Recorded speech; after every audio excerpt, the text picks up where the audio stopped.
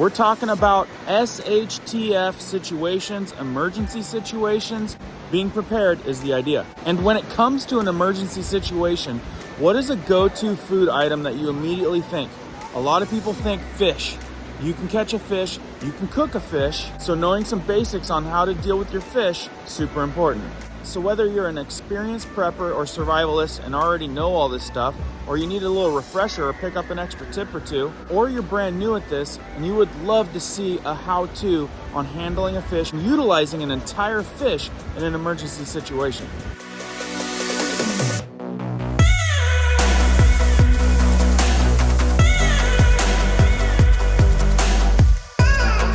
Subs, you guys are awesome. Love your comments. If you're brand new here, we give you news updates and weekly tips and how-tos. So if you want to stay up to date on that, be sure to hit the little notification bell and let's jump into this. So we took the kids out to a lake, teaching them how to fish, teaching them how to handle fish, how to run a fishing pole. Lots of fun. If you ever have the opportunity to take a kid fishing, do it.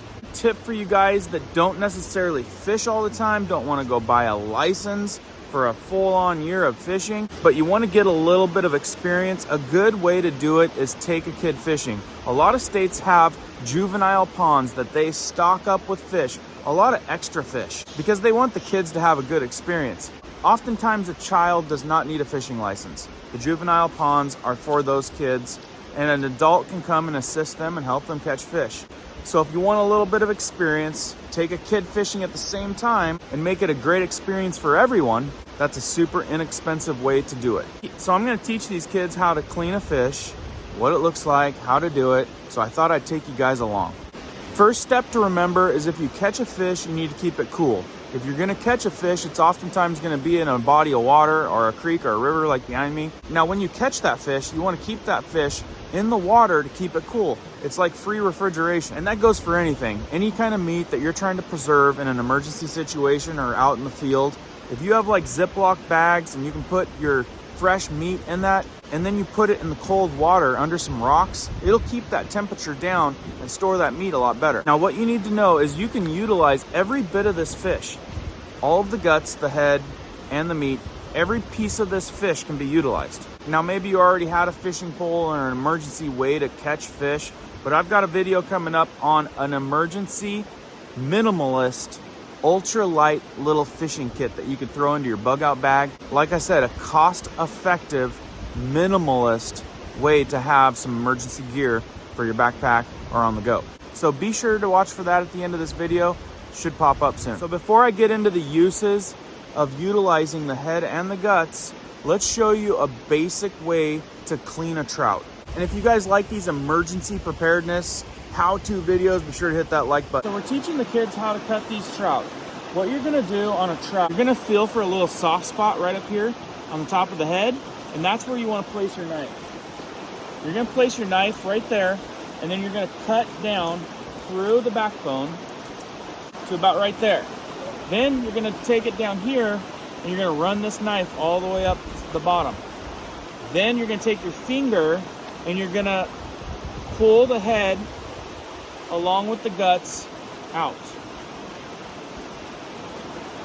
Then you got this, you wanna save this. You wanna take your thumb and run it right down the backbone. It's gonna get all that stuff out. Then you're gonna rinse it off. Now you're ready to store this. This is a clean trout ready for a frying pan.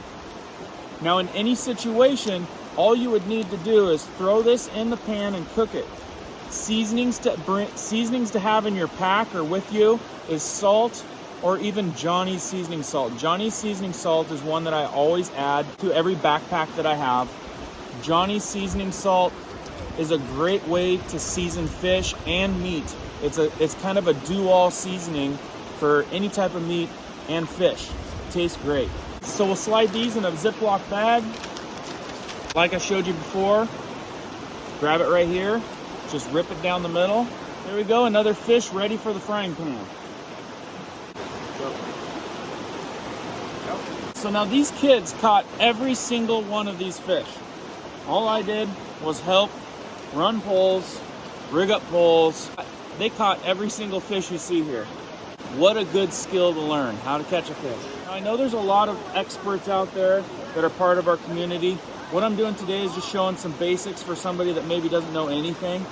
If you guys have extra tips that you can add down in the comments below, everybody reads the comments and they go there to the comments for questions, to ask questions, to get answers. And I appreciate having all that extra help down in the comments below, because it's hard for me to get to everybody.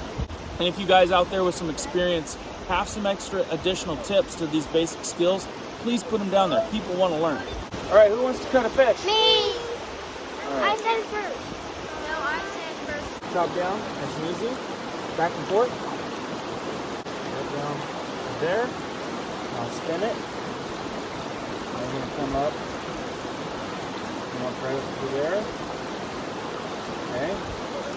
Now, I want you to grab all this, peel it down. Okay, you go. Just grab all this, peel it down.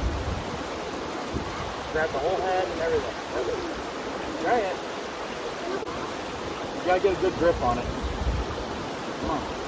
It's like grabbing. You got it? Good job. Now you wash your hand. See, now you know what it feels like. It feels good, but Down halfway, okay? Halfway. Mark your fingers. Halfway. A little bit further. There you go. Now this one's the more technical one. You gotta run it up just like that. Okay, and then you're ready to tear the head off. Remember? Okay, go for it. There you go, just like that. That's how you clean a fish.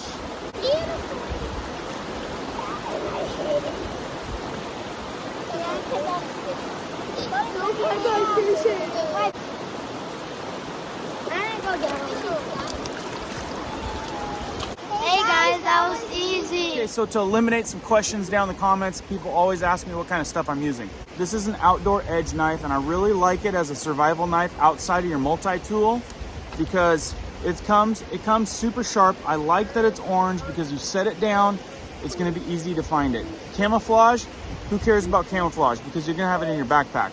You wanna be able to find it when you put it down. And this one's called the swingblade.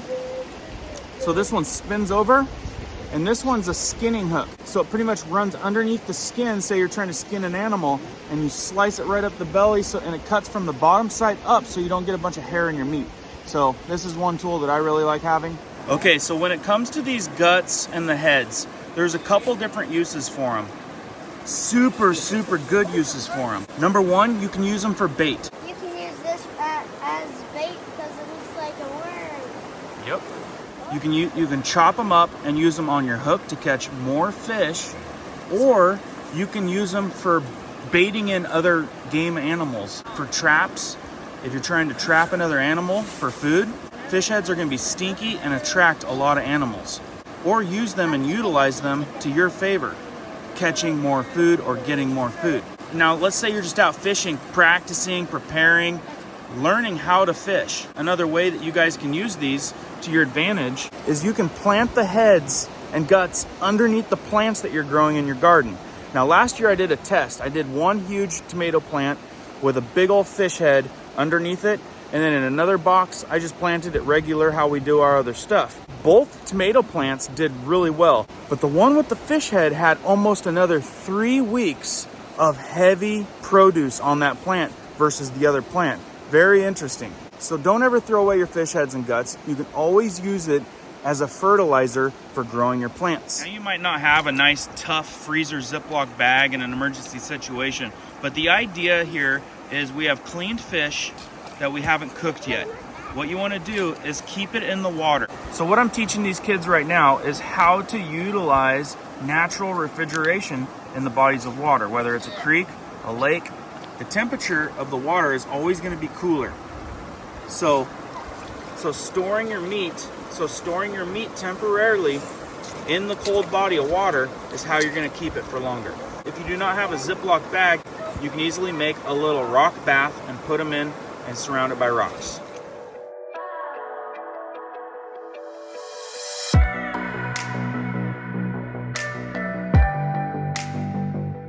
So that's a lot of fun, teaching those kids how to fish, how to catch fish, and how to clean the fish and handle the fish, and some survival skills in there with it. Those are real life skills that everyone should know, especially preppers or emergency preparedness type folks.